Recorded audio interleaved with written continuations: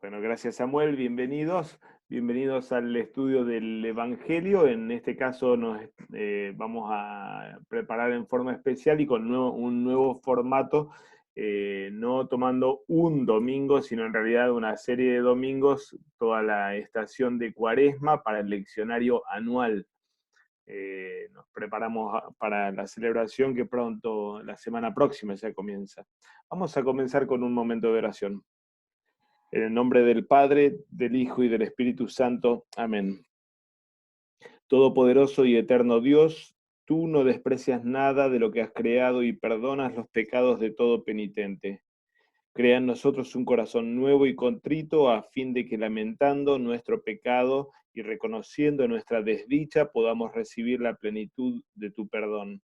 Por Jesucristo tu Hijo, nuestro Señor, que vive y reina contigo y con el Espíritu Santo, siempre un solo Dios, por los siglos de los siglos. Amén. Bien, el viernes pasado hemos tenido la introducción litúrgica a toda la estación de Cuaresma. Hoy vamos a estar considerando los textos bíblicos del Evangelio en sí, o los textos de la predicación del Evangelio para el mismo ciclo, o para la misma estación, mejor dicho, eh, tomando en cuenta la estructura que el profesor Fritzler nos traía del libro de Arthur Schast. El ciclo de Pascua cubre desde ahora, este miércoles próximo, el miércoles de ceniza, hasta Pentecostés, y nos vamos a concentrar entonces, o vamos a ir segmentando todo este recorrido desde el miércoles de ceniza hasta Pentecostés, hoy concentrándonos entonces en casi la totalidad de la Cuaresma. En realidad vamos a estar dejando fuera algunos de los últimos dos domingos que pertenecen todavía o mejor dicho, los últimos 12 bloques que tenemos aquí en el gráfico. El último domingo de Cuaresma, que es Domingo de Ramos, no lo vamos a estar considerando hoy, sino que vamos a unirlo dentro de un mes al estudio de los textos del Evangelio para la Semana Santa. Así que hoy cubrimos desde miércoles de ceniza hasta el quinto domingo de Cuaresma, va a ser fines de marzo. Tenemos 6 textos del Evangelio, o 6 predicaciones. El miércoles próximo, Mateo 6, las instrucciones sobre la piedad que el Señor Jesús pronuncia en el Sermón del Monte. Y los 5 domingos de Cuaresma, entonces, Mateo 4, la historia de la tentación de Cristo en el desierto. Mateo 2, la curación o la lucha de la mujer cananea, mejor dicho, con Jesús por causa de su hija. Lucas 11 es un discurso de Jesús sobre los dos reinos y sobre la tensión polémica realmente en términos de guerra que hay entre su reino y el reino de Satanás. Juan 6, la historia de la alimentación de los 5.000, y Juan 8, parte del juicio mutuo, o el doble juicio que sucede entre Jesús y los judíos. Ese último texto, el de Cuaresma, el quinto de Cuaresma, o mejor dicho, ese quinto domingo de Cuaresma, a su vez, también como veíamos la otra vez, se lo llama primer domingo de la Pasión, que forma una unidad con el segundo domingo de la Pasión, que es el domingo de Ramos. Así que aquí estamos considerando el primer domingo de la Pasión, y en la otra revisión vamos a estar considerando el segundo domingo de la Pasión. Algunas notas históricas, pese a que Fritzler nos había traído una buena cantidad de historia y de usos históricos litúrgicos en la Cuaresma, pero creía igualmente bueno repasar algo de lo que Fritzler había traído y aportar algunos datos más sobre las prácticas en la Cuaresma, especialmente por cómo determinan realmente la selección de textos de los evangelios que tenemos para este periodo, y también la comprensión de esos textos, entender que ellos están ubicados y seleccionados dentro de las prácticas que la Iglesia histórica había tenido. Estamos en el leccionario histórico, y este leccionario tiene, especialmente en este tiempo, una gran antigüedad realmente. Los textos de estos fueron textos leídos durante toda la historia del cristianismo realmente, de modo que reflejan mucho de los estratos, por decirlo así en términos de la paleontología, de los estratos de las prácticas de la iglesia. La celebración cuaresmal fue expandiéndose. Luther Reed, en su libro sobre liturgia luterana, indica cómo hubo una especie de progreso o progresión desde una celebración cuaresmal muy, muy compacta inicialmente en el siglo I y II, que duraba solamente 24 horas, en realidad, en la vigilia durante todo el tiempo entre la muerte y la resurrección de Cristo. Es decir, así como Cristo había descansado o había reposado en la tumba, ese mismo tiempo la iglesia hacía esta vigilia de 24 horas, y esa era la celebración, lo más parecido a nuestra celebración cuaresmal o a nuestra preparación cuaresmal, en la preparación para la celebración de la resurrección de Cristo. En el siglo siguiente, o más o menos avanzando un siglo, entre el siglo II y siglo III, se establece o empieza a practicarse un tiempo un poco más largo, de 14 días, el tiempo de la pasión, o lo que hoy día se lo conoce en el mundo británico o norteamericano como Passion Tide.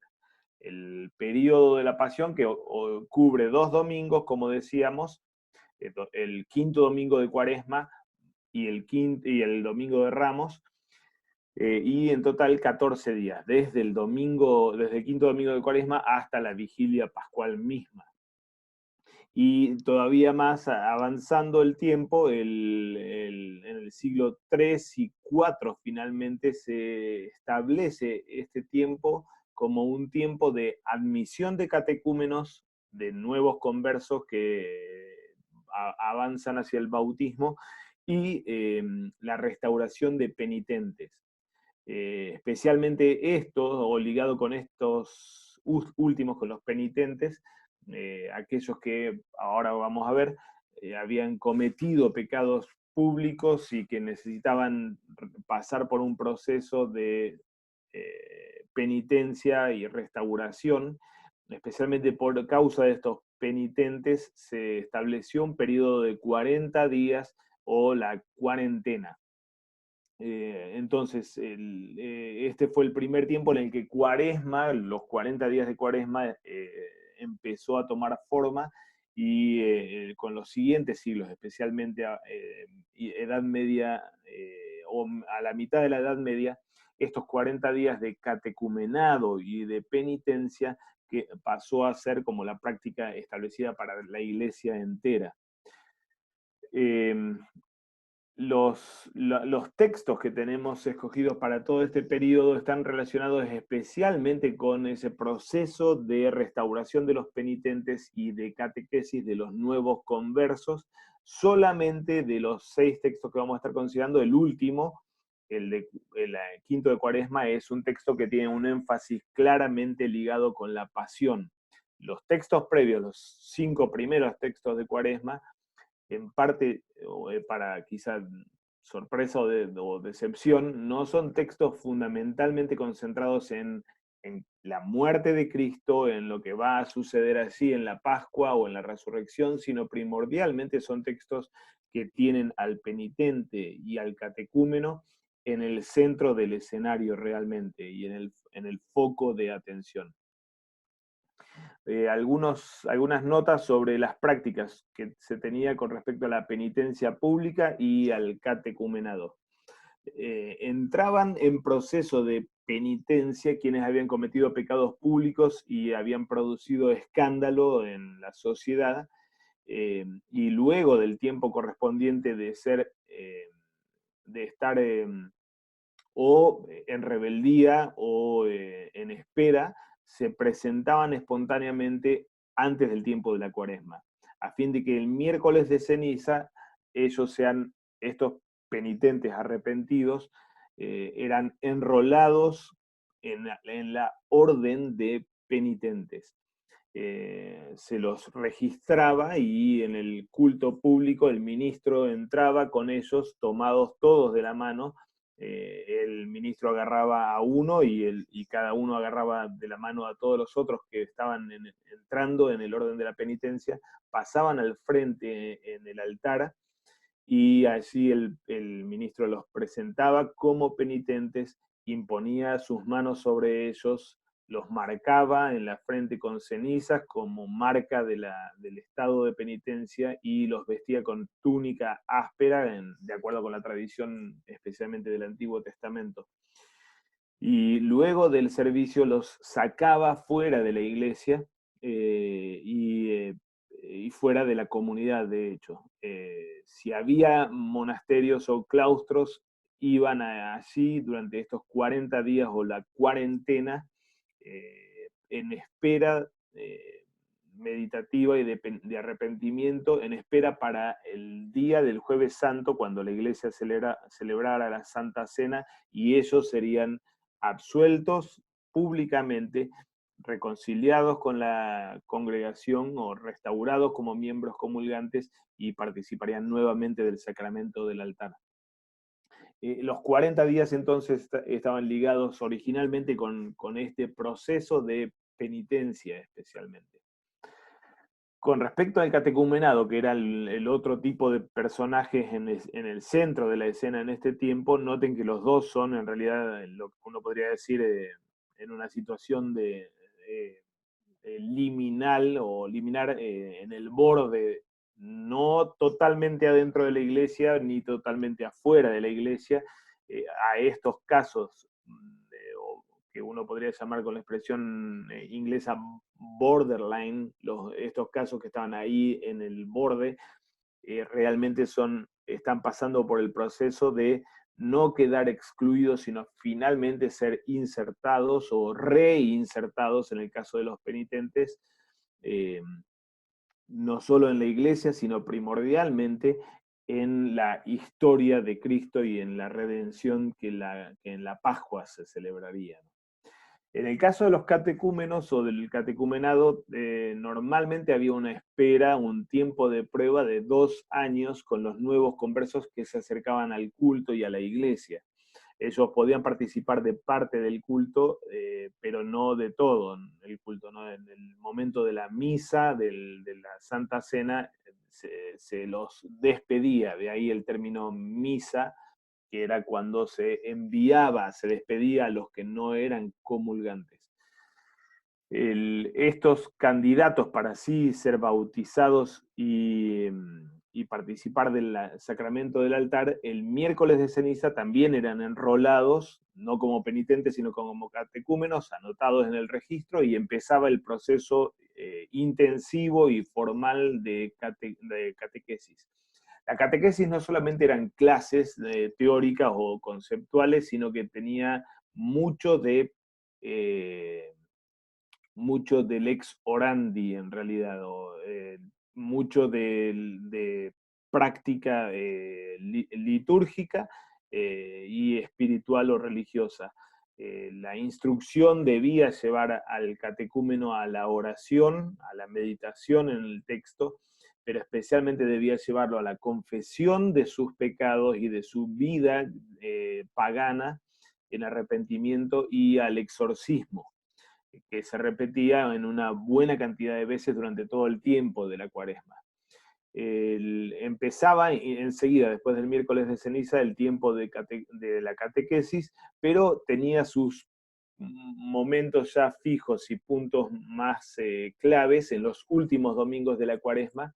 En el tercer domingo de la cuaresma se hacía la examinación preliminar y un exorcismo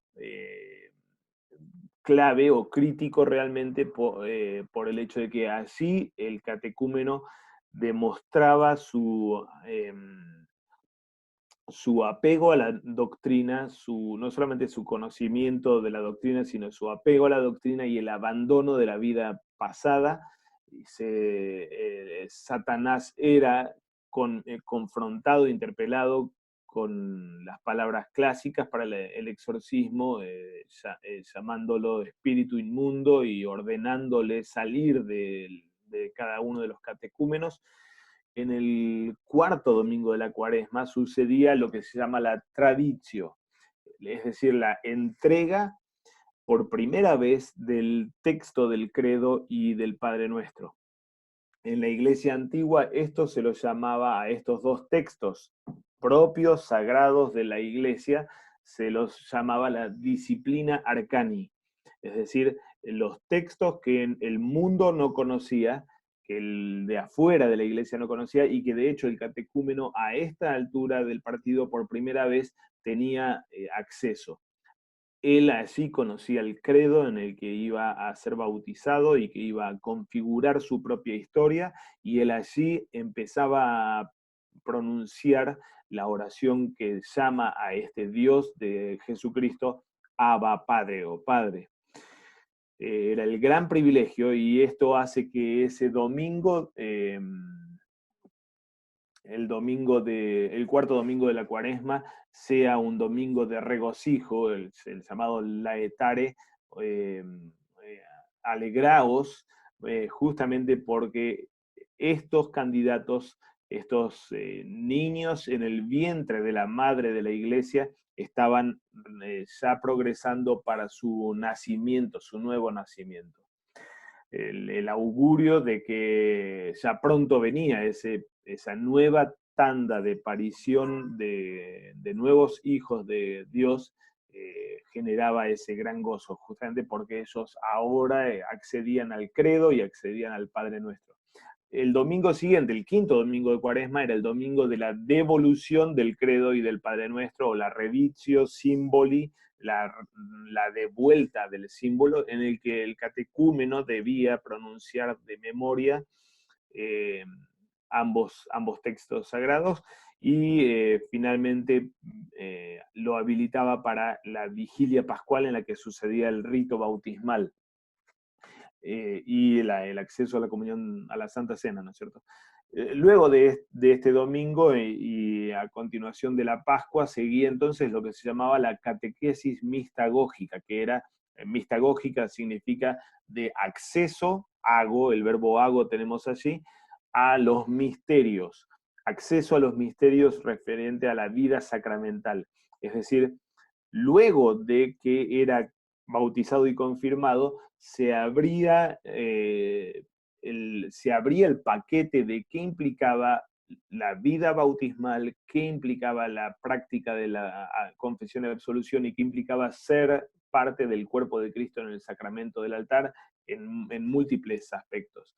Así que tenía la iglesia antigua la práctica de abrir todo ese paquete sobre la vida sacramental luego de pasar por el rito. El rito bautismal en sí sucedía, como decíamos, en la vigilia pascual, el sábado a la noche y llegando la madrugada, y tenía al menos tres escenarios, por lo menos tres escenarios. El primero era fuera del baptisterio del edificio donde se bautizaba a los conversos, a los catecúmenos. El segundo grupo de puntos que tenemos aquí sucedía adentro del baptisterio, y el tercer escenario era la iglesia misma, donde toda la congregación estaba reunida, los creyentes ya confirmados o bautizados estaban reunidos orando por los catecúmenos.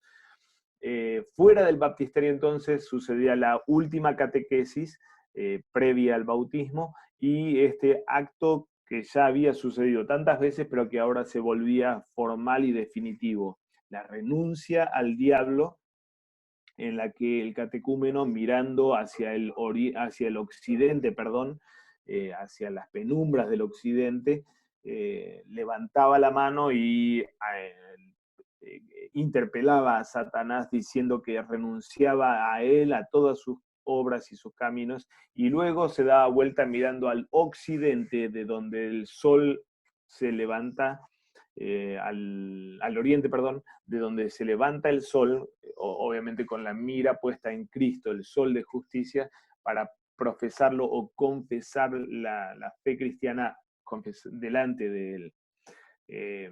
Toda la imagen del tiniebla y luz entre occidente y oriente de mañana que estaba surgiendo ya a esta altura del partido en la vigilia pascual, y de confesar delante de Cristo mismo la fe, no solamente otra vez como un dato intelectual, sino primordialmente como un compromiso de corazón y un compromiso sí, de relación religiosa, ¿no? Él pasaba a ser el nuevo Dios y lo confesaba entonces como el Dios trino que Él es. Dentro del baptisterio sucedía una primera unción con aceite, luego se desvestían los catecúmenos, se desnudaban para el bautismo, simbolizando el retorno a la inocencia primitiva o primigenia del nuevo, o de la aparición del nuevo Adán en sus propias vidas, y al mismo tiempo también eh, poniéndose en el lugar del crucificado, que no murió vestido, sino desnudo en la exposición de su humanidad. Sucedía entonces el bautismo en la pila, y todavía estando dentro del agua, el candidato confesaba nuevamente la fe con una fórmula breve, así como la que tal vez encontramos en el libro de Hechos, capítulo 8, la fórmula trinitaria por medio de pregunta y respuesta, sí creo, ¿no? Luego sucedía una siguiente unción con óleo, representando lo que estaba sucediendo en la realidad. El bautizado había sido ungido entonces como cristiano, había sido crismado con el mismo espíritu del Señor Jesús, así como él había reposado en el Jordán sobre Cristo, ahora también reposaba sobre este cristiano en este nuevo Jordán, la pila bautismal. Y era vestido con una túnica blanca y se le daba una lámpara. Obviamente la túnica ligada con el ser revestido de la justicia de Cristo en el acto bautismal. Entonces, con las lámparas en procesión, todos los bautizados, recién bautizados, entraban en procesión a la iglesia, donde toda la iglesia estaba en oración, y la congregación los recibía a los catecúmenos recién bautizados con el Salmo 32, bienaventurado aquel cuyos pecados han sido perdonados, el salmo tan precioso de justificación por la fe que pronuncia David. Y al entrar y pasar hacia el altar, entonces participaban junto con la congregación por primera vez del sacramento del altar. Uno podría decir, bueno, todo muy lindo, pero ¿y la cuaresma dónde está? ¿O dónde está este Cristo que camina hacia la cruz y nosotros estamos concentrándonos en, o la iglesia antigua se concentraba en cualquier otra cosa, en resolver los problemas de pecadores públicos o de confirmar y bautizar a estos nuevos conversos, en lugar de estar pensando en Cristo, su camino hacia la cruz y su camino hacia Jerusalén? Eh, Creo que, honestamente, siempre había escuchado, o sabía de esto de la cuaresma como tiempo de penitencia para los penitentes pecadores públicos y de catecumenado para los nuevos conversos, pero nunca había notado como esta vuelta en la revisión conjunta de todos los textos, cómo prima realmente en las lecturas sobre las que vamos a predicar en estos domingos, cómo prima estos dos temas básicamente: la realidad del penitente y la realidad del catecúmeno. Uno podría decir, bueno, pero necesitamos volver a este Cristo y al Cristo que va hacia la cruz. Creo que sí, obviamente, pero al mismo tiempo me parece que no, no podemos poner una cosa en detrimento de la otra. Incluso si no tenemos penitentes y no tenemos una situación pública de restauración de alguien excomulgado, o incluso si no practicamos la confirmación o los bautismos ahora en el tiempo de la cuaresma, de todos modos, entrar en la cuaresma bajo esta misma frecuencia de la iglesia como iglesia penitente y de la iglesia en la necesidad del catecumenado, no va en contraposición con el camino cuaresmal hacia la cruz de Cristo. Porque estas dos formas de ser borderline o de estar en una situación liminal en acceso hacia el misterio de Cristo es los modos propios con que la iglesia participa de lo que vamos a celebrar dentro de unos días. Y de hecho hace que esa historia de Cristo, la muerte y la resurrección de Cristo, o el pago de nuestra culpa y la inauguración de una nueva humanidad, el nacimiento del nuevo Adán en el Cristo resucitado, se vuelva no una historia ajena, sino que el modo en el que la iglesia hoy día, y es cada cuaresma, vuelve a ser parte de esa misma historia pascual, debe ser por vía de la penitencia y de la catequesis bautismal. Pensemos en lo que Pablo dice en la carta a los Romanos. ¿No sabéis que todos los que hemos sido bautizados en Cristo Jesús hemos sido bautizados en su muerte? Porque somos sepultados juntamente con él para muerte por el bautismo, a fin de que como Cristo resucitó de los muertos por la gloria del Padre, así también nosotros andemos en vida. Participar del bautismo y volver a nuestro bautismo en este tiempo como catecúmenos hacia nuestra renovación del bautismo en los días de la Pascua, no es otra cosa que el modo propio para participar y celebrar el misterio pascual. Así somos unidos a esa muerte, o de esa forma bautismal somos pegados a esa muerte, y esa muerte no es ajena, sino que es nuestra propia muerte y en nuestro favor.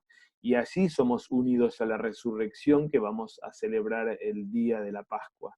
No es una historia ajena ni un mito extraño, distante, sino que es nuestra propia historia, la de aquel Cristo en el que somos insertados precisamente por el bautismo. El mismo Pablo en 1 Corintios 10 dice otro tanto con respecto a la Santa Cena. La copa de bendición que bendecimos no es la comunión, koinonía, que quizá preferible sería traducir como participación en la sangre de Cristo. El pan que partimos no es la participación en el cuerpo de Cristo. Siendo uno solo el pan, nosotros con ser muchos somos un cuerpo, pues todos participamos de aquel mismo pan, de Cristo. Así que el sacramento del altar, para el cual también como catecúmenos o como penitentes reinsertados, aunque no hayamos sido excomulgados, pero necesitamos vivir este camino como penitentes en reinserción, el volver a participar del sacramento del altar no es otra cosa que tener participación en la sangre de Cristo y en la carne de Cristo, en el cuerpo de Cristo. Lutero recuerda y expone esto en su primera tesis de las 95 de 1517, cuando nuestro Señor y Maestro Jesucristo dijo: haced penitencia, ha querido que toda la vida de los creyentes fuera penitencia, tanto más este tiempo de Cuaresma.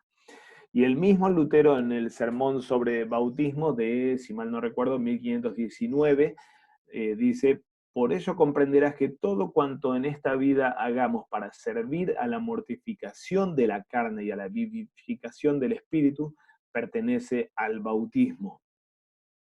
Todo lo que vivimos debe ser bautismo y completar el signo o el sacramento del bautismo.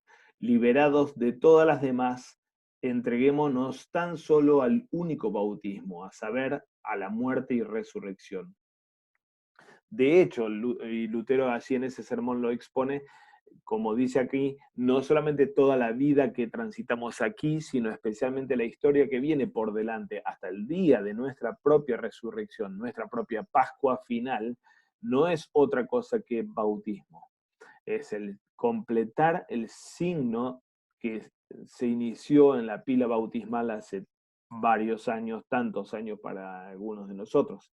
De modo que también como catecúmenos, como penitentes, avanzamos hacia la celebración de la Pascua, de la muerte y resurrección de Cristo, eh, no por otra vía, sino por la vía de la penitencia y del catecumenado.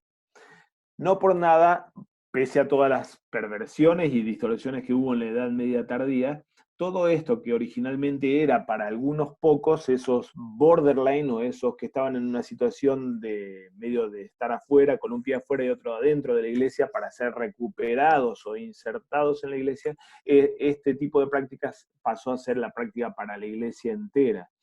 Siglo X y XI más o menos, el miércoles de ceniza no sirvió solamente para registrar a algunos pocos, sino para marcar a toda la iglesia como una iglesia en penitencia y a toda la iglesia como iglesia bajo catequesis y una catequesis bautismal.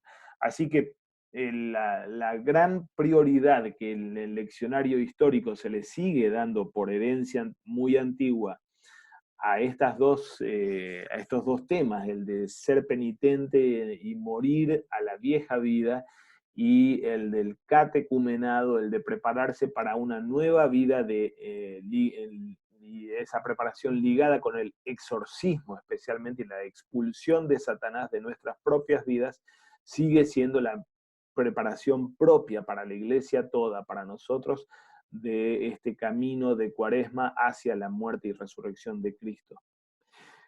Hermanos, no sé si hay comentarios o preguntas sobre esto antes de entrar en una revisión de los 6 textos en sí.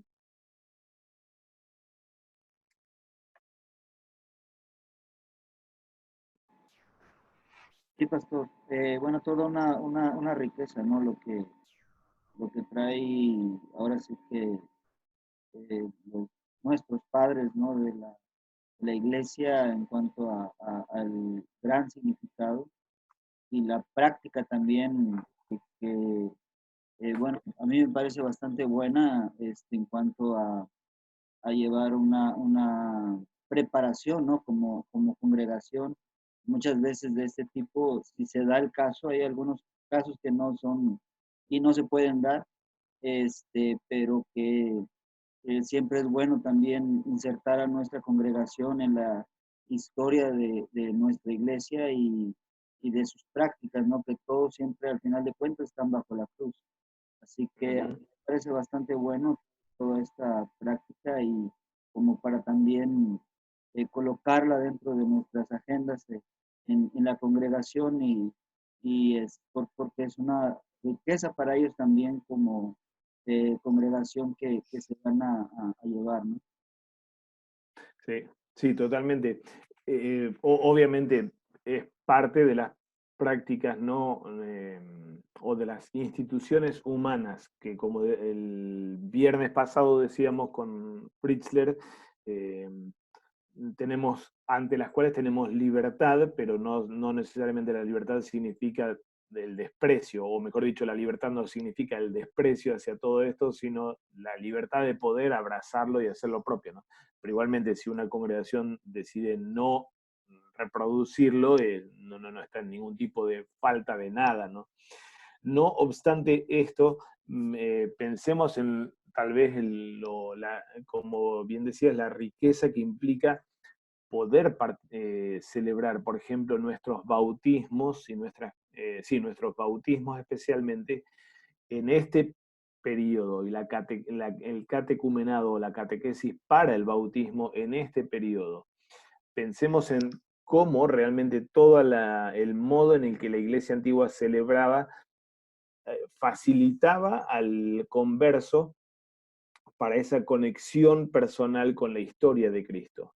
De modo que él, el mismo converso, entraba a la tumba y salía de la tumba en la vigilia pascual. La tumba era la pila bautismal, en la que él era ahogado y era unido a la resurrección de Cristo mismo. Entonces esa resurrección de Cristo no era una historia del pasado, sino ni un dato como parte de la doctrina, sino que era realmente su propia vivencia y su propia experiencia, ¿no? Lo mismo pasa con el catecumen, con el penitente y con todo el proceso de penitencia y muerte a la vieja vida para nacer a la justicia de Dios en el día del Jueves Santo, cuando participaba del sacramento nuevamente o era restaurado en el sacramento. Entonces, eran formas de organizar la cosa libre, obviamente, de institución humana, no obstante, sumamente sabia desde un punto de vista pastoral para ayudar a la gente a entender que esto no era una historia ajena, sino que era su propia historia. La historia de Cristo era la historia personal de cada uno de ellos y todas estas prácticas colaboraban precisamente hacia ese fin o hacia esa meta de entender y hacer entender a sus ovejas que lo que estaban viendo allí no solamente eran hechos históricos reales, algo irrepetible como el sacrificio único del Hijo de Dios, pero al mismo tiempo era su propia historia. Ellos participaban en eso y eran ellos quienes estaban siendo configurados o definidos en la muerte y resurrección de Cristo, ¿no? Bien, si les parece, vamos a los textos. El de cenizas, miércoles de ceniza, tenemos este texto básico de versículos 16 al 21 de Mateo 6 y la sugerencia o la posibilidad de incorporar o agregar los primeros versículos de ese mismo capítulo. Estamos en el Sermón del Monte. Antes de ir al texto mismo, solo nos ubicamos en la estructura del Sermón del Monte. Joseph Fitzmayer, exégeta católico, propone esta estructura más o menos, una introducción en el Sermón del Monte con las bienaventuranzas y las declaraciones introductorias, el enunciado del tema con los tres tipos de rectitud que el Señor va a contrastar, y entonces la consideración de los tres tipos de justicia o rectitud, dos rechazados, el de los escribas y fariseos, y uno instruido o cultivado, el de la justicia o las prácticas de justicia de la iglesia en los últimos capítulos. Nuestro texto, Mateo 6, 1 al 6 y 16 al 21 para el miércoles de ceniza, cubre básicamente el golpe contra la piedad hipócrita de los fariseos y el comienzo de la última sección del Sermón del Monte. Así que tenemos una sección y media más o menos en el texto indicado para el miércoles. Las 6 antítesis previas, capítulo 5, recordamos que se llama antítesis por cómo Jesús dice: antes a ustedes se les dijo esto y esto y esto, pero yo les digo esto y esto y esto. Allí Jesús está golpeando contra la interpretación de la ley que los escribas hacían. Luego, en nuestro texto en adelante, no se concentra tanto en los escribas y su hermenéutica o su uso del texto bíblico de la ley, sino en el modo de prácticas externas de piedad de los fariseos. Particularmente se concentra en tres prácticas que son las que son cubiertas por nuestro texto entonces. La primera de ellas es la de la limosna, la segunda va a ser la de la oración y la tercera de las prácticas la del ayuno. Aquí también en estos textos, o en esta segunda parte sobre los fariseos, también Jesús articula o organiza su material en términos de antítesis. No hagas esto, sino haz aquello otro. El texto entonces opcional de los primeros versículos dice: guardaos de hacer vuestra justicia delante de los hombres para ser vistos de ellos, de otra manera no tendréis recompensa de vuestro Padre que está en los cielos. Primera práctica entonces sobre la limosna o los gestos de misericordia y actos de misericordia cuando pues des limosna. No hagas tocar trompeta delante de ti, como hacen los hipócritas en las sinagogas y en las calles para ser alabados por los hombres. De cierto os digo que ya tienen su recompensa. Mas cuando tú des limosna, no sepa tu izquierda lo que hace tu derecha, para que sea tu limosna en secreto. Y tu Padre que ve en lo secreto te recompensará en público. Tenemos aquí entonces la negativa y la positiva o afirmativa en la instrucción que el Señor da sobre esta primera práctica, en la que la estructura es, como todo Mateo y especialmente el Sermón del Monte, totalmente simétrico y totalmente detallado en la poesía. Noten cómo el no hagas la parte negativa tiene su correspondencia en la pero tú haz esto, la publicidad hipócrita reprendida para la alabanza de los hombres frente a lo secreto y la recompensa que el Padre sí puede dar y desea dar a la iglesia en sus prácticas, no para exaltación pública, ¿no? Siguiente parte todavía opcional es la segunda práctica sobre la oración. Y cuando ores no seas como los hipócritas, porque ellos aman el orar en pie en las sinagogas y en las esquinas de las calles para ser vistos de los hombres. De cierto os digo que ya tienen su recompensa. Mas tú cuando ores, entra en tu aposento y cerrada la puerta, ora a tu Padre que está en secreto. Y tu Padre que ve en lo secreto te recompensará en público. La misma estructura y el mismo contraste que tuvimos previamente, instruyendo a una práctica de piedad no con intenciones de publicidad y de exaltación delante de los hombres, sino de cultivo de la nueva vida y nueva justicia delante del Padre en los secretos. Ahora sí, versículo 16, en el medio tenemos la instrucción sobre el Padre Nuestro, en los textos, versículos que no son contemplados. Versículo 16 ya es el texto sí indicado. Cuando ayunéis, no seáis austeros como los hipócritas, porque ellos demudan su rostro para mostrar a los hombres que ayunan. De cierto os digo que ya tienen su recompensa, pero tú cuando ayunes, unge tu cabeza y lava tu rostro para no mostrar a los hombres que ayunas, sino a tu Padre que está en secreto, y tu Padre que ve en lo secreto te recompensará en público. Nuevamente, exactamente la misma estructura que tuvimos con las otras dos prácticas, contra la hipocresía, contra la exaltación pública, e instruyendo entonces en una práctica de piedad en lo secreto, por tratarse del cultivo de la vida cristiana, que no espera, sino que se entrega y que espera solamente en el Padre. Últimos versículos, aquí estamos entrando, perdón, en la última sección del Sermón del Monte en realidad. Cambia en realidad la temática ya no contra los fariseos, sino que empieza a concentrarse Jesús desde este texto en adelante en el Sermón del Monte solo en la forma de vida cristiana, pero mantiene todavía esa estructura doble de negativa y positiva. No os hagáis tesoros en la tierra donde la polilla y el orín corrompen y donde ladrones minan y hurtan, sino haceos tesoros en el cielo donde ni la polilla ni el orín corrompen y donde ladrones no minan ni hurtan. Porque donde esté vuestro tesoro, allí estará también vuestro corazón. Tal vez solo una aclaración con respecto al término orín, no se refiere a la orina, sino al otro uso en castellano del término orín referente al óxido, al producto. En el término griego aquí tenemos brosis, es lo comido, lo carcomido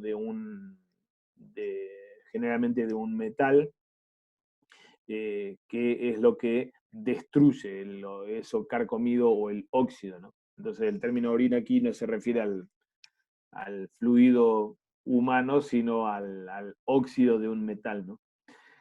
Ligado justamente con el tesoro, no en la tierra, otra vez en términos horizontales y con la ambición y exaltación mundana, sino abriendo esta otra relación y esta otra dimensión de la vida y esta dimensión primordial de la vida humana y cristiana, que es la vertical, el tesoro o los tesoros en el cielo, donde no hay corrupción.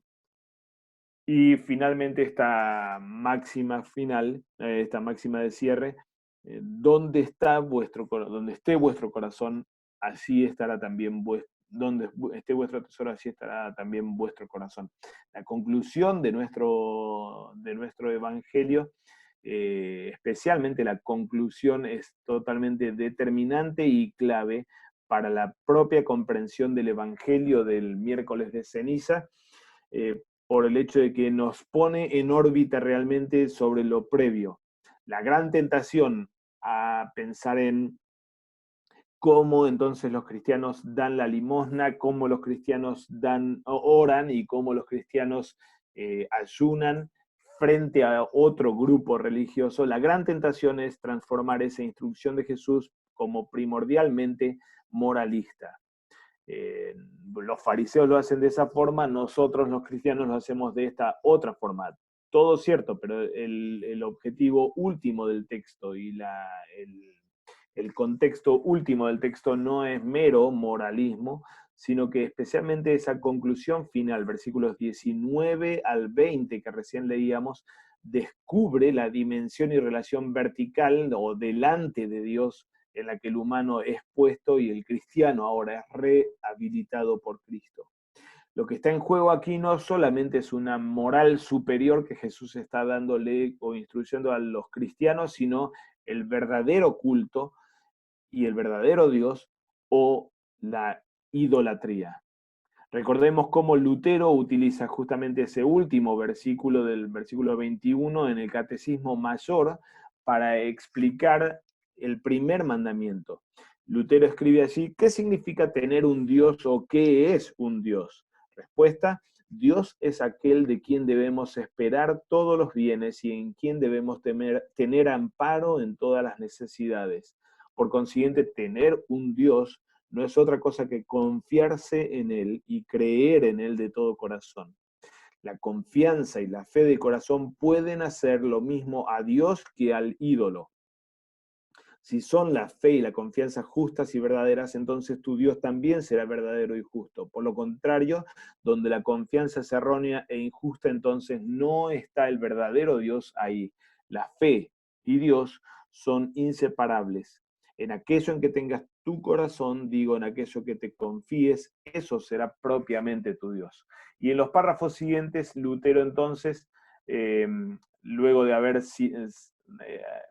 parafraseado nuestro versículo recién, Lutero entonces avanza para describir en el Catecismo Mayor cuáles son los dioses falsos. Mamón o la riqueza, la erudición, la inteligencia, el poder, la merced, amistad, honor, los santos o dioses paganos y también, aquí signo de advertencia, las obras propias, que Lutero lo llama entonces la mayor idolatría que se erige como Dios. Todos estos son dioses falsos en los que nuestra carne tiende a confiar y depositar su seguridad. No solamente las riquezas o las cosas crasas como la idolatría crasa que enseñamos en la catequesis, sino también la idolatría sutil, la práctica religiosa y piadosa más elevada que tantas veces con la que pretendemos tener nuestra propia justicia delante de Dios. Así que una lectura moralista de las instrucciones sobre oración, limosna y ayuno, obviamente van en contraposición a la doctrina cristiana y al propio culto y al propio Dios. Estas instrucciones de Jesús en Mateo 6 obviamente no son para inflar nuestra idolatría sutil, sino precisamente para lo opuesto, para morir a nosotros mismos, orando en el gemido que depende no de las propias fuerzas, sino de la misericordia de Dios, entregándose por el otro en limosna para no depender de de la propia riqueza, sino a cambio esperar en la misericordia de este Dios. Y ayunando en la muerte a la carne y a la concentración de la carne o exaltación de la carne para otra vez vivir en Cristo y depender de este Cristo. Nuestro texto, como decíamos, opcional pone esta atención en la oración y la limosna, pero el no opcional pone la mirada en el ayuno o en el arrepentimiento, que es la, el- la frecuencia en la que ahora, a partir del miércoles de ceniza, entonces la iglesia empieza a caminar junto con los penitentes o como iglesia penitente. Lo que Lutero dice también en los artículos de Esmalcalda es fundamental, especialmente para entender qué tipo de penitencia es el que queremos cultivar en nuestra gente.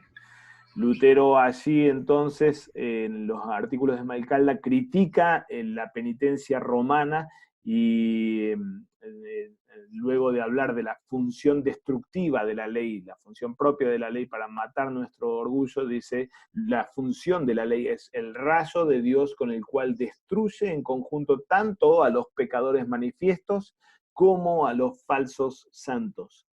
Esto no es una activa contritio, la N se puso sola, pero no tiene que estar ahí. Una activa contritio, una contrición que sería obra del hombre, sino una pasiva contritio.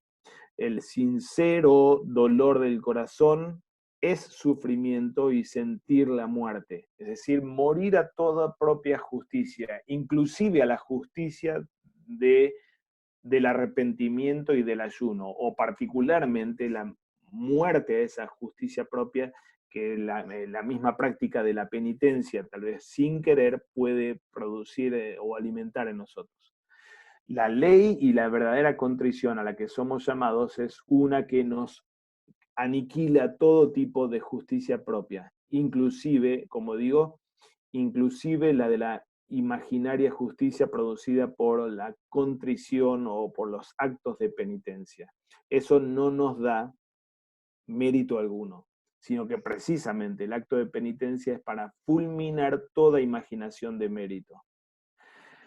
Luego de que sucede esto, entonces, que la ley destruye y el arrepentimiento y el ayuno en el que entramos como iglesia en este tiempo de Cuaresma fulmina nuestra justicia propia, entra la función del Nuevo Testamento, o el Nuevo Testamento agrega la consoladora promesa de la gracia, la promesa dada por el Evangelio, que nos habla de méritos de Cristo y el logro de Cristo, en la cual hay que creer.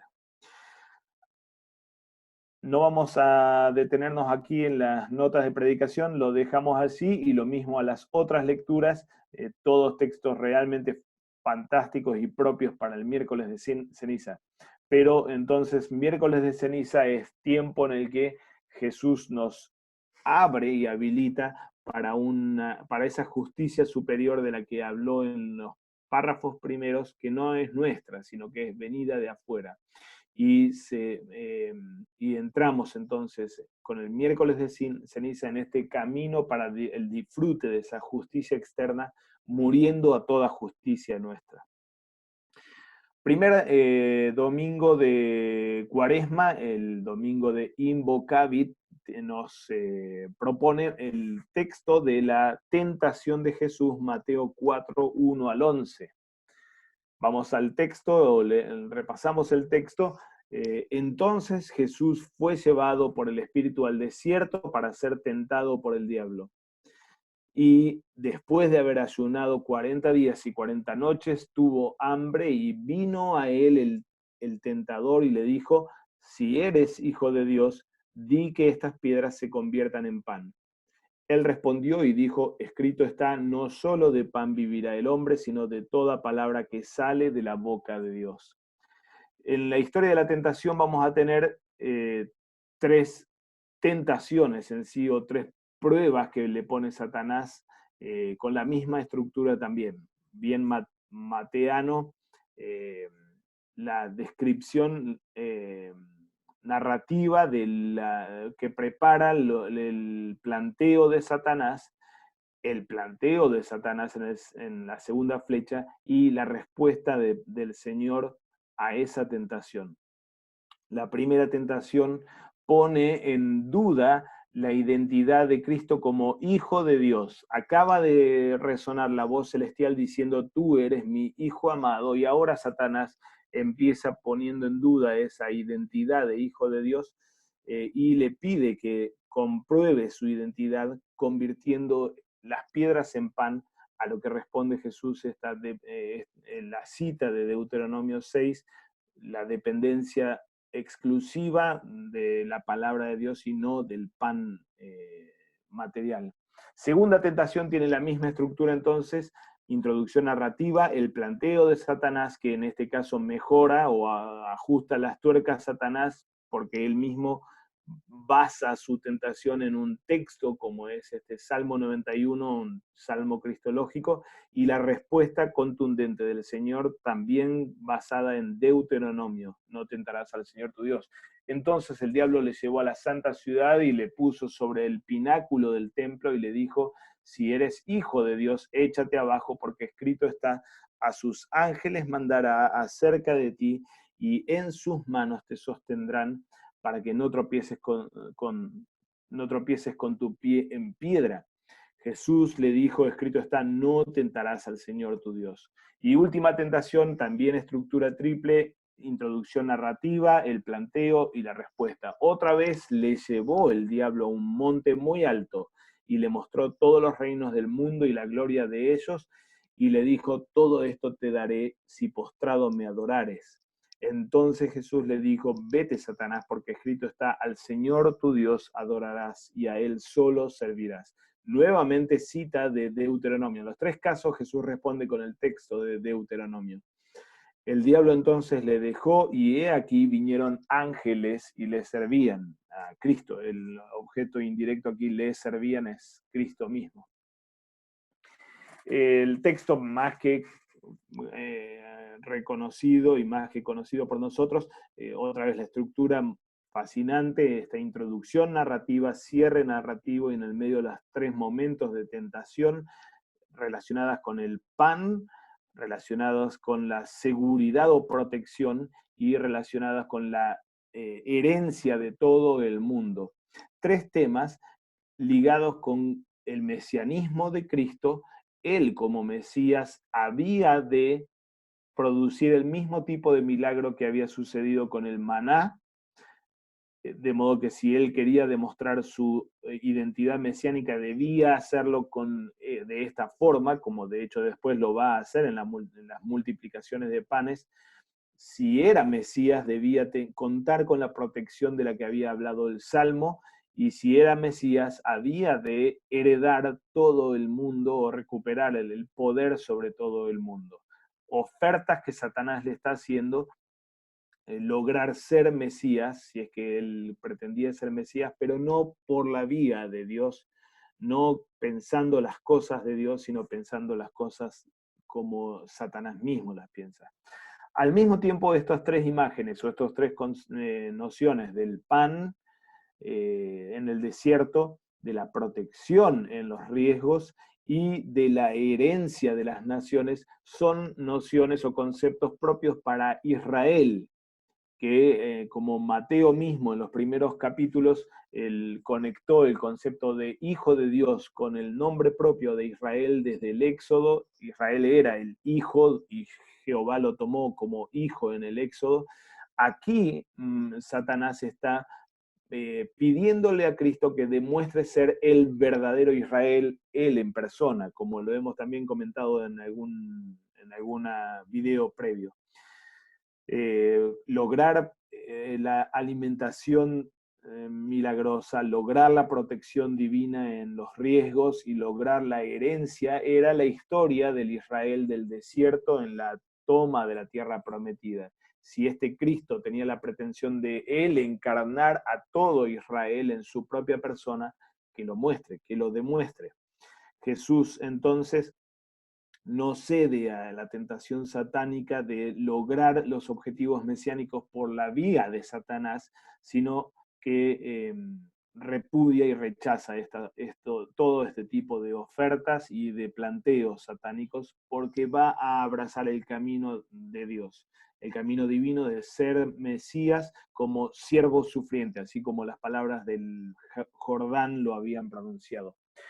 Joaquín Jeremías comenta sobre este texto diciendo: el sentido de la llamada historia de la tentación no es ni mucho menos el que Jesús fuera inducido a un pecado y él resistiera esta inducción, sino que se trata más bien del sí de aceptación que Jesús da a su misión.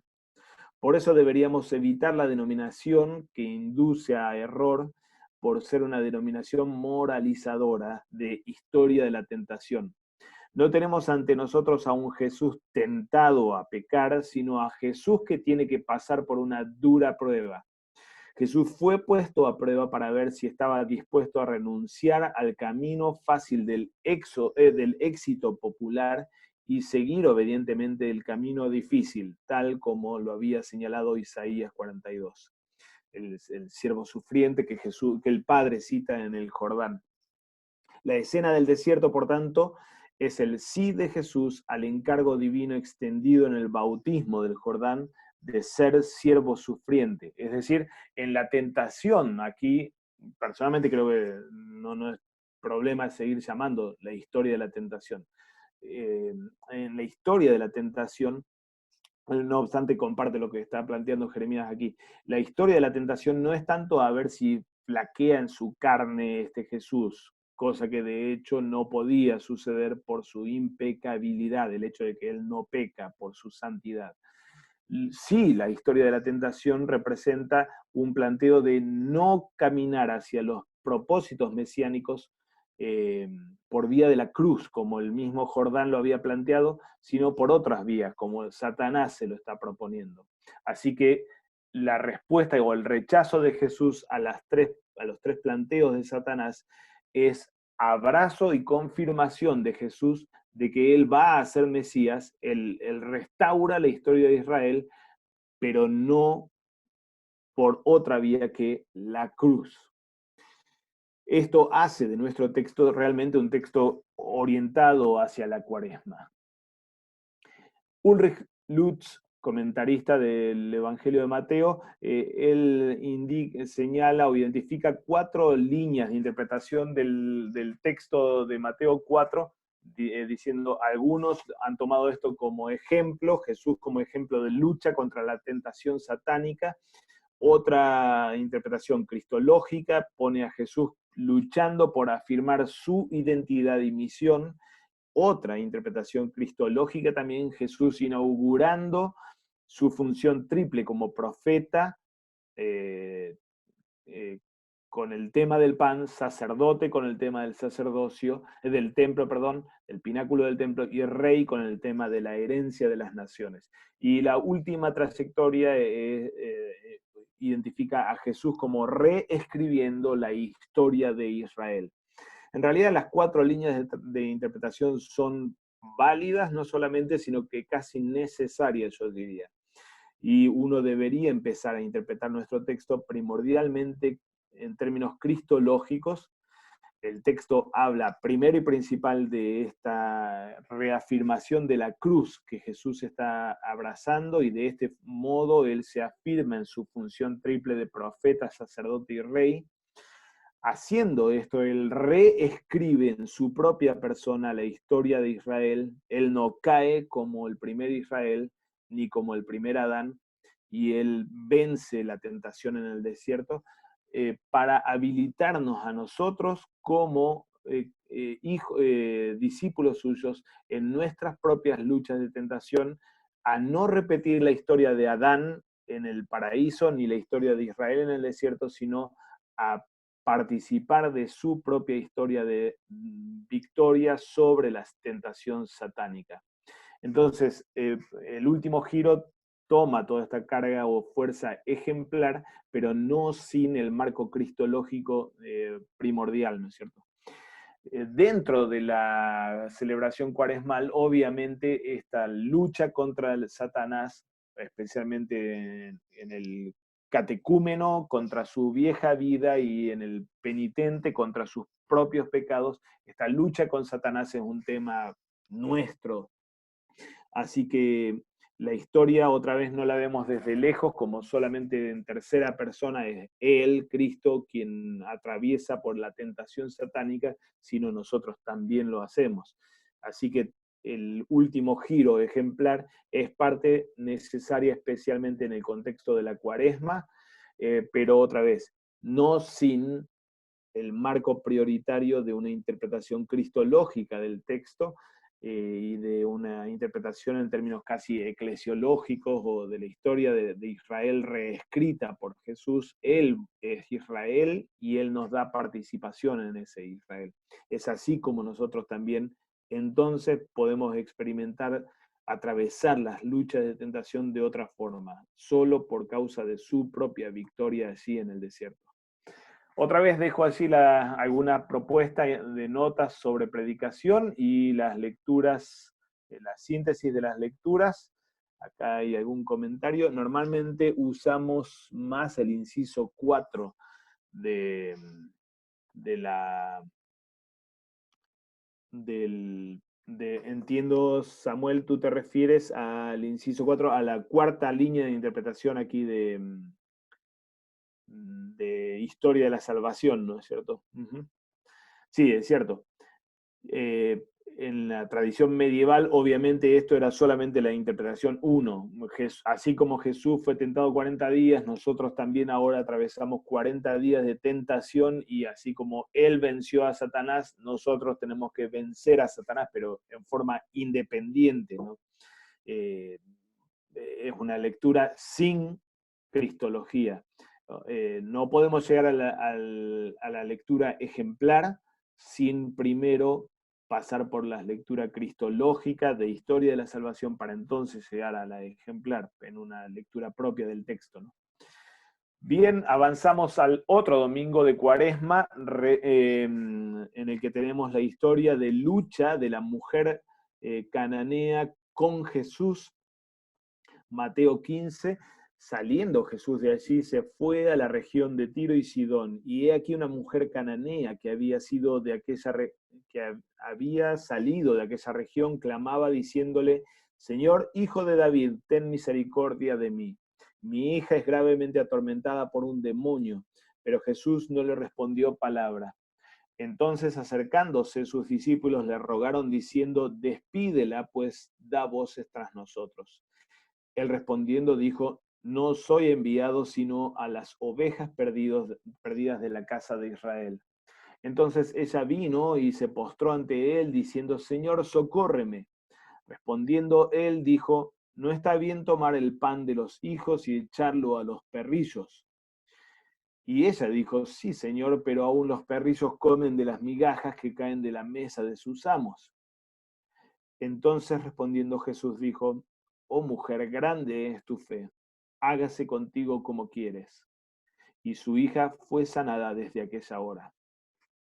Precioso texto de Cuaresma, que habla entonces para el penitente pagano, paganizado por su caída, o para el catecúmeno de su origen pagano, entrando en contacto con este Jesús.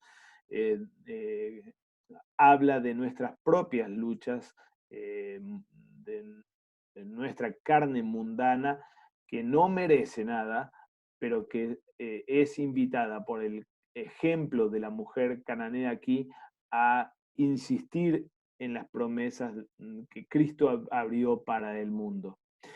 No voy a leer todo, pero solamente una de las placas.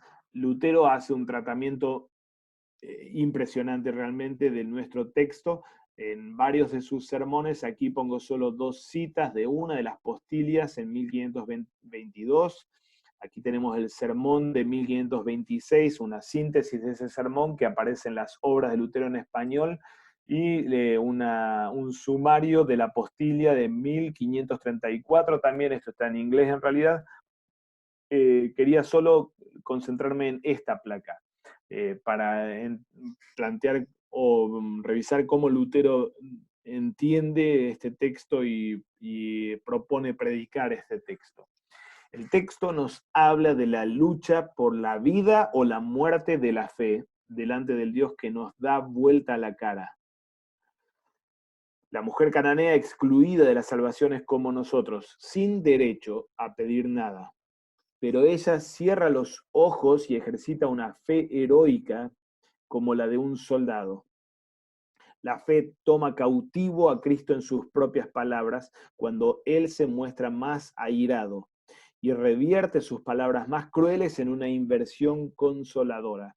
Así ella atrapa a Cristo, la mujer atrapa a Cristo, o la fe atrapa a Cristo con sus propias palabras, y Él está feliz de ser atrapado. ¿Dónde vas a ir ahora, querido Jesús? Él se deja tomar cautivo y debe consentir al reclamo de la fe. Ten esto por seguro. Eso es lo que Cristo desea más fervientemente, ser atrapado por nuestra fe o por la ejercitación de esa fe heroica. Su palabra no miente, entonces las promesas de salvación que Cristo abrió para el pecador, de perdón de pecados, y para los paganos como nosotros, esas promesas no fallarán. Entonces nunca dudemos de que tenemos un sí en el cielo insertado en el mismo corazón de nuestro Señor Jesucristo y de su Padre, y que a su tiempo será revelado. Pero ahora Él construye 4 o 5 murallas de hierro enfrente de ese sí, y el diablo aprovecha para tirarnos encima su inútil no.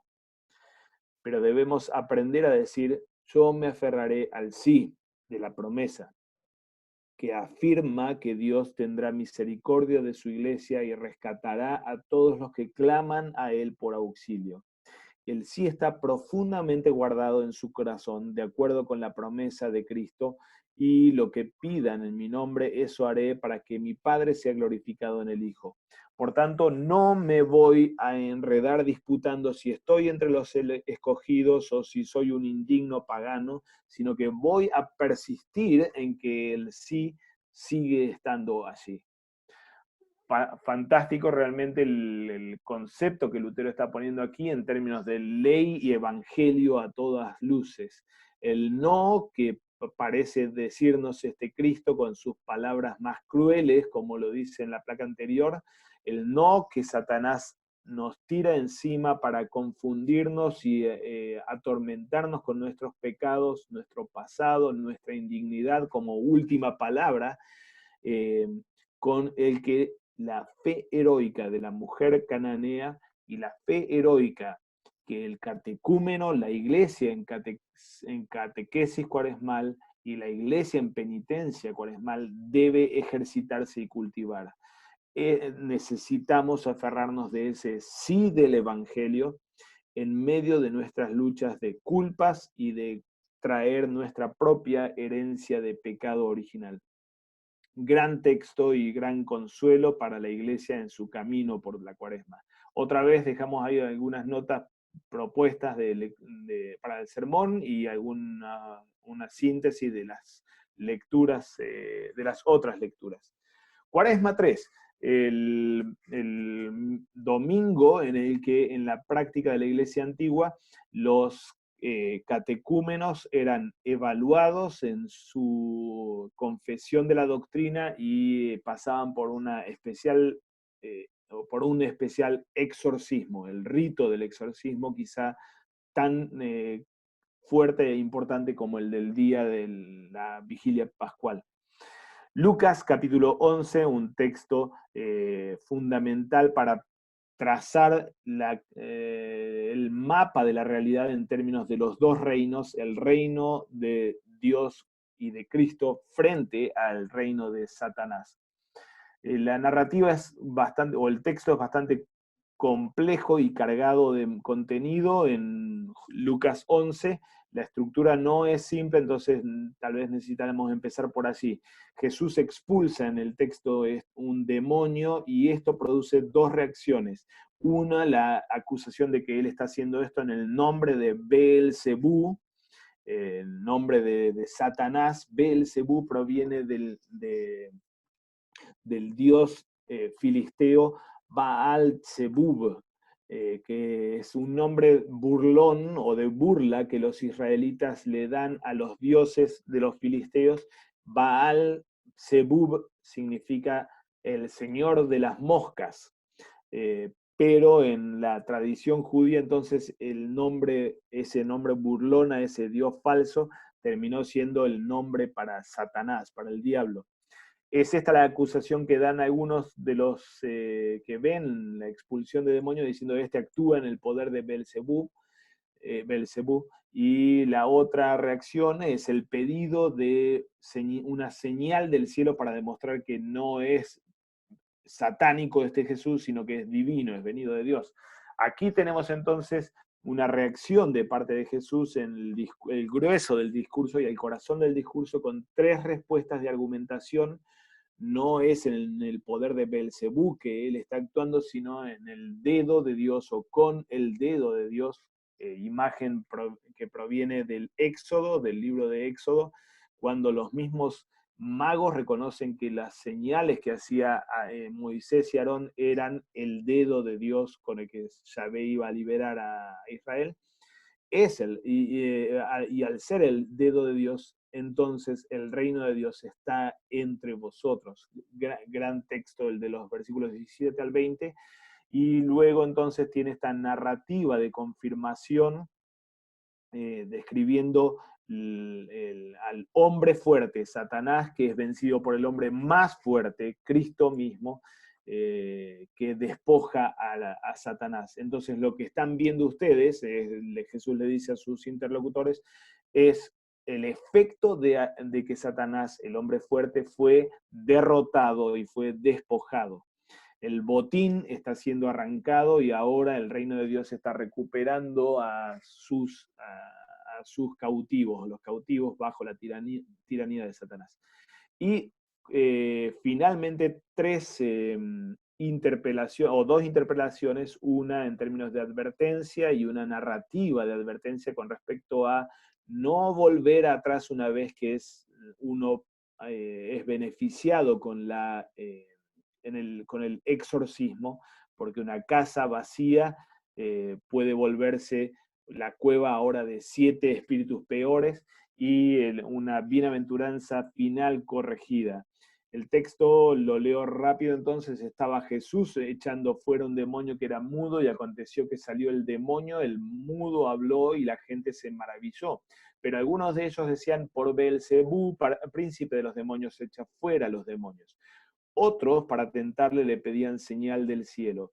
Mas él reconoció los pensamientos de ellos y les dijo, todo reino dividido contra sí mismo es asolado, y una casa dividida contra sí misma cae. Y si también Satanás está dividido contra sí mismo, ¿cómo permanecerá su reino? Ya que decís que por Belcebú echo yo fuera los demonios. Pues si yo echo fuera los demonios por Belcebú, vuestros hijos, ¿por quién los echan? Por tanto, ellos serán vuestros jueces. Mas si por el dedo de Dios echo yo fuera los demonios, ciertamente el reino de Dios ha llegado a vosotros.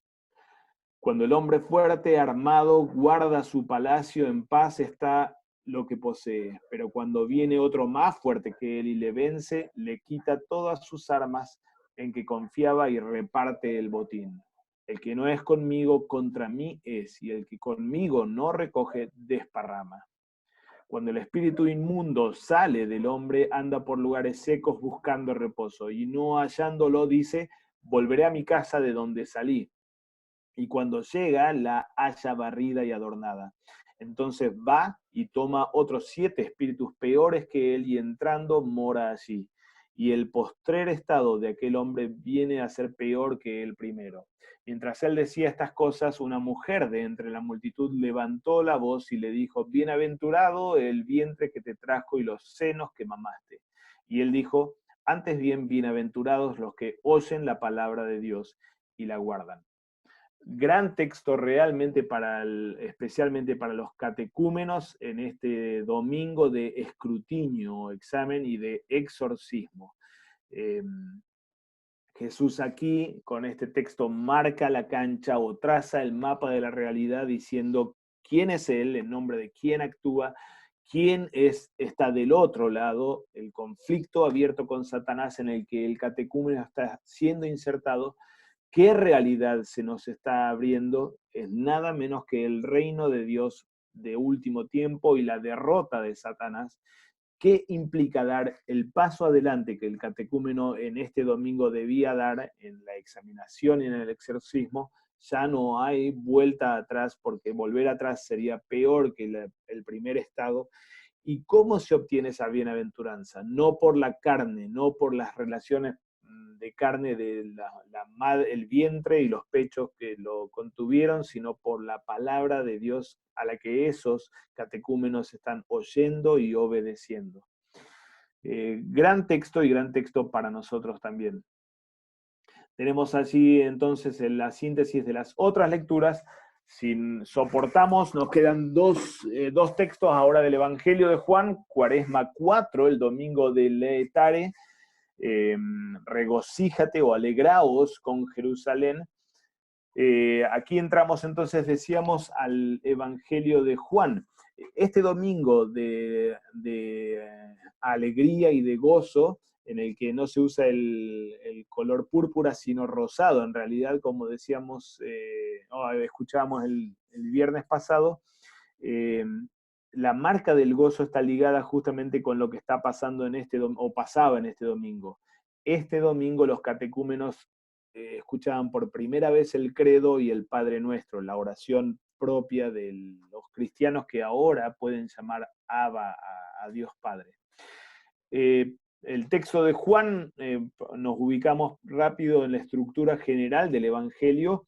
El Evangelio nos cuenta esta historia de viaje del Hijo de Dios, de bajada del Padre al mundo, y luego hacia el final del Evangelio de subida o retorno al Padre. En el medio, capítulos 1 al 12, tenemos una serie de narrativas, 4 ciclos de viajes también, pero ahora en el mundo, en el que Jesús se mueve del desierto, el lugar de la preparación, a Galilea, donde hace señales que son bien recibidas, a Jerusalén, donde solamente recibe enemistad. Juan 6 nos ubica en este cuadro aquí, del desierto Galilea. Está así en el norte, él no baja a Jerusalén para la Pascua, sino que él se para como el lugar propio de la Pascua. Después de esto, Jesús fue al otro lado del mar de Galilea, el de Tiberías, y le seguía una gran multitud porque veían las señales que hacía en los enfermos. Entonces subió Jesús a un monte y se sentó allí con sus discípulos, y estaba cerca la Pascua, la fiesta de los judíos. Cuando alzó Jesús los ojos y vio que había venido a él gran multitud, dijo a Felipe: ¿de dónde compraremos pan para que coman estos? Pero esto decía para probarle, porque él sabía lo que había de hacer. Felipe le respondió: 200 denarios de pan no bastarían para que cada uno de ellos tomase un poco. Uno de sus discípulos, Andrés, hermano de Simón Pedro, le dijo: aquí está un muchacho que tiene 5 panes de cebada y 2 pececillos más. ¿Qué es esto para tantos? Entonces Jesús dijo: haced recostar a la gente, y había mucha hierba en aquel lugar. Y se recostaron como en número de 5.000 varones. Y tomó Jesús aquellos panes, y habiendo dado gracias, los repartió entre los discípulos, y los discípulos entre los que estaban recostados, asimismo de los peces cuanto querían.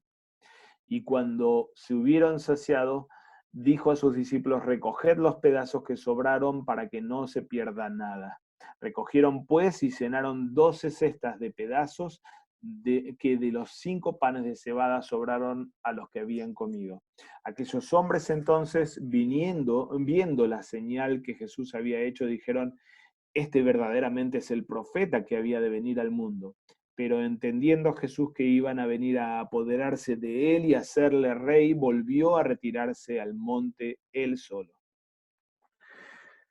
A diferencia del resto de las ocasiones previas, Jesús no va a Jerusalén para la fiesta sagrada. Hasta ahora siempre iba, ahora no. Y él se para, como decíamos aquí, como centro de la Pascua, no en Jerusalén, sino él mismo. Él es Jerusalén.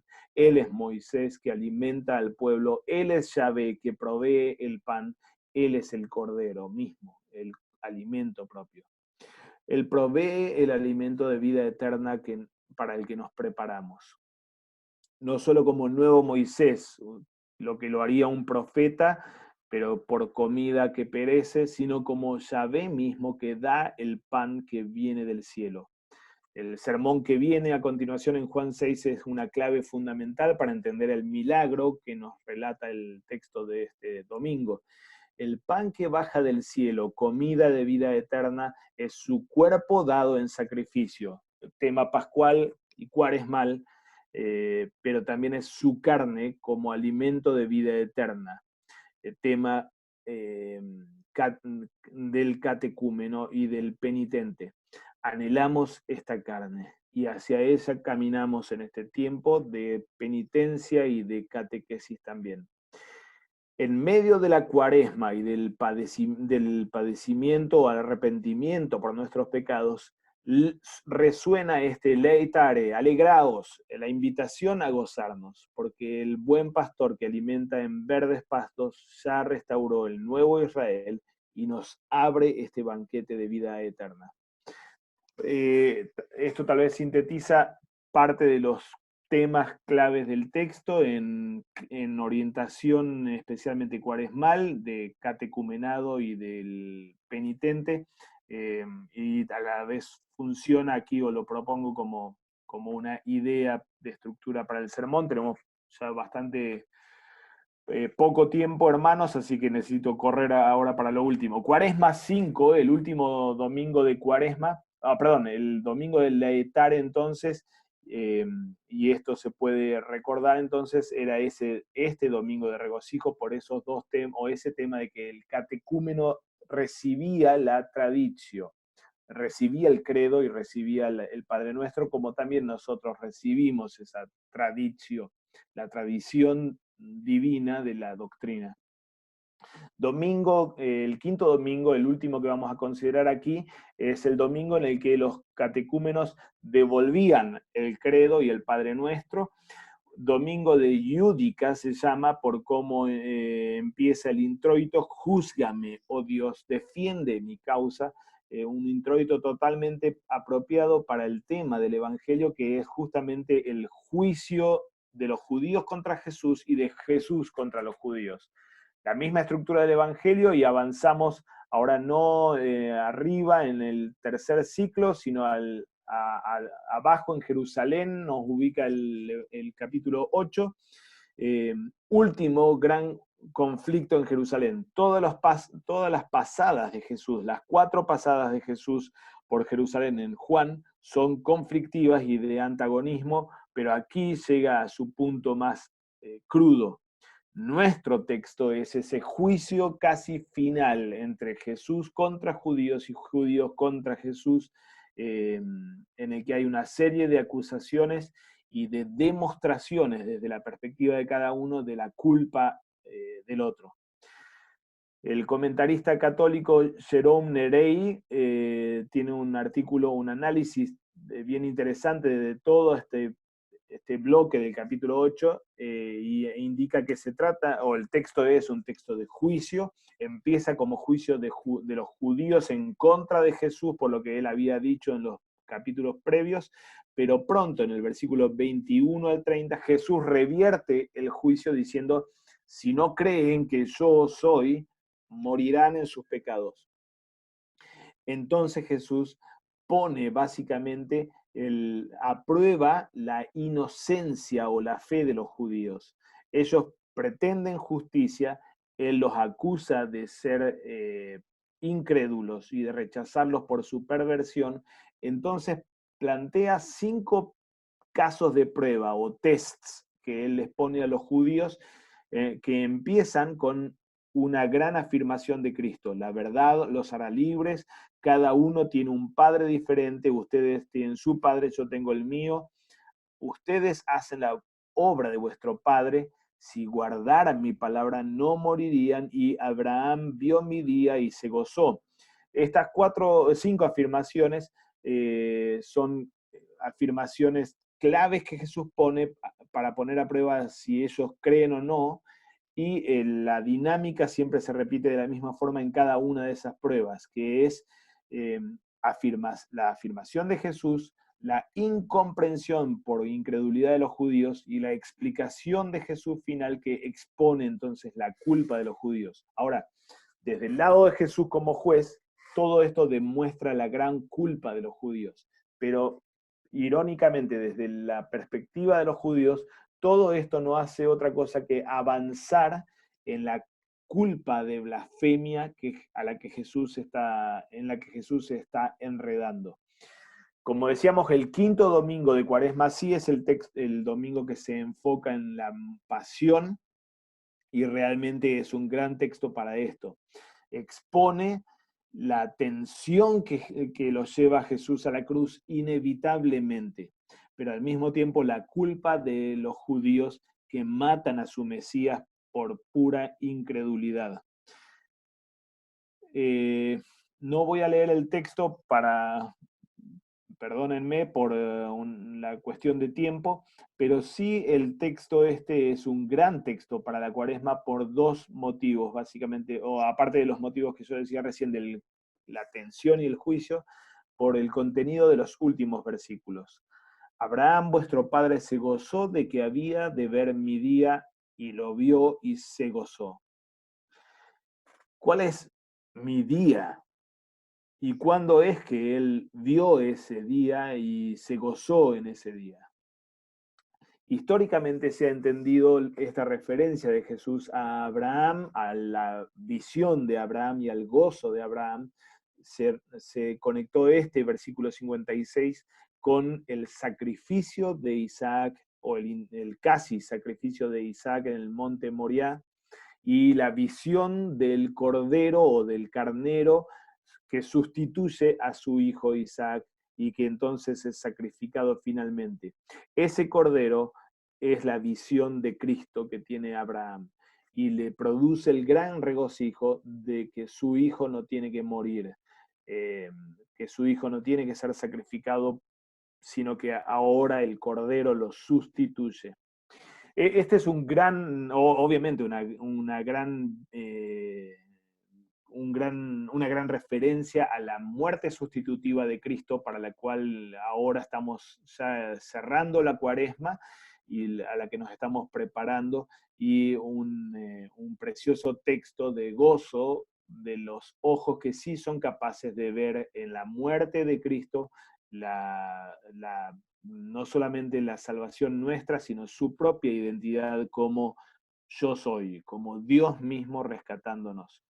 Y el el último versículo también es, como el viernes pasado Fritzler lo indicaba, es un texto clave en los domingos de pasión. Este es el primer domingo de la pasión, el segundo domingo va a ser el domingo de Ramos.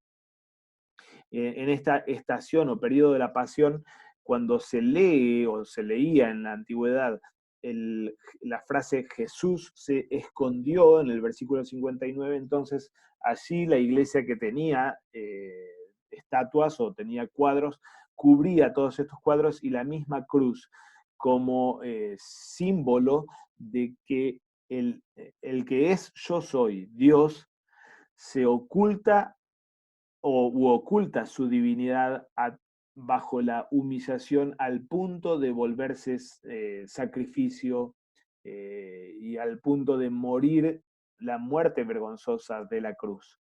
Así que estos últimos versículos realmente tienen toda una gran connotación pascual de sacrificio y cuaresmal realmente, ¿no? En cada caso yo estoy poniendo así la declaración inicial, la incomprensión de los judíos y la explicación de la que Nerey nos hablaba. Tenemos entonces este doble juicio, que es un tema propio del Evangelio y es anticipado en Juan 8. Para nosotros, quizá desde un punto de vista de ventaja, es fácil juzgar a estos judíos, pero ciertamente somos ellos. Nosotros lo hemos matado, nosotros lo deshonramos y nosotros lo miramos según la carne, burlándonos de él también en nuestra propia carne. pero el Padre anticipó su sacrificio sustitutivo no solo para Isaac en Génesis 22, sino especialmente para nosotros pecadores. Él fue condenado por nuestra incredulidad y rebeldía, pero justificado en nuestro favor. Hoy, domingo de Yúdica, en el que la iglesia profesa la fe del credo y ora por privilegio divino el Padre Nuestro, como aquellos catecúmenos de la antigüedad, nos acercamos entonces al monte Moriah junto con Abraham y allí vemos su día, contemplamos su día, el de la cruz, y nos gozamos también junto con Abraham.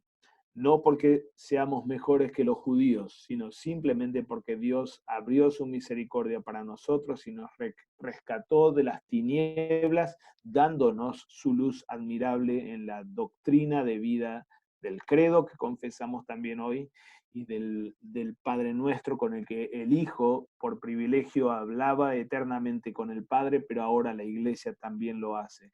Nos gozamos en esto y nos gozamos en esa pasión que viene ahora a continuación, para la cual vamos a estar cerrando ese tiempo de Cuaresma. También así tenemos una síntesis de las otras lecturas, y solo para cerrar quería recordar entonces la agenda que tenemos para lo que viene. Tenemos esta programación un poco diferente, no todas las semanas. En realidad ahora estamos en el 19 de febrero con la revisión del leccionario anual para la Cuaresma. En 2 miércoles vamos a tener la revisión del leccionario trienal para la Cuaresma. El 18 de marzo vamos a tener un trabajo conjunto de los 2 leccionarios anual y trienal para la Semana Santa. Luego, el 27 de marzo, una introducción litúrgica para la estación de Pascua que viene en adelante, y tenemos ya programado para abril entonces lo mismo para el leccionario anual de Pascua, ahora desde la resurrección en adelante, y el leccionario trienal de Pascua el 15 de abril. Allí tenemos entonces la agenda para tener a mano nuestras fechas de reunión y la oportunidad para juntarnos también. Hermanos, tuve que hablar demasiado y demasiado rápido y solo, pero bueno, si alguno tiene alguna pregunta o comentario también que quiere compartir, bienvenido sea realmente.